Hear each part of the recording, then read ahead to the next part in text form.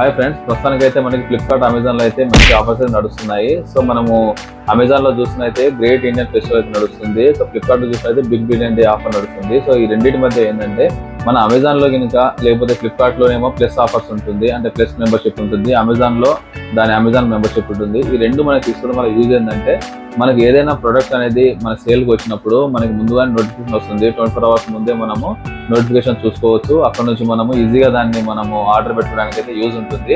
అదే ఈ మెంబర్షిప్ లేకుండా ఉన్నట్లయితే మనకి అవుట్ ఆఫ్ ద స్టాక్ అయిపోవచ్చు, లేకపోతే వాటి యొక్క ప్రైస్ అనేది పెరిగిపోతూ ఉండవచ్చు, ఆఫర్స్ అనేది ఉండదు.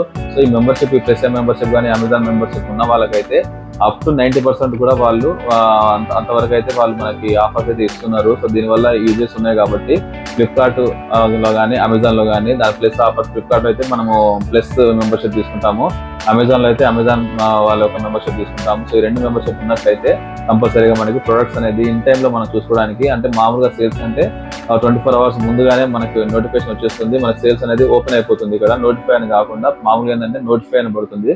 సో నోటిఫై కాకుండా మనకి బిఫోర్ 1 day మనకి ఓపెన్ అయిపోతుంది. కాబట్టి అక్కడ నుంచి మనం ఈజీగా మనం బుక్ చేసుకోవడానికి కానీ ఆర్డర్ పెట్టుకోవడానికి ఉంటుంది. కాబట్టి దీన్ని ఎవరు కూడా మిస్ అవ్వద్దు.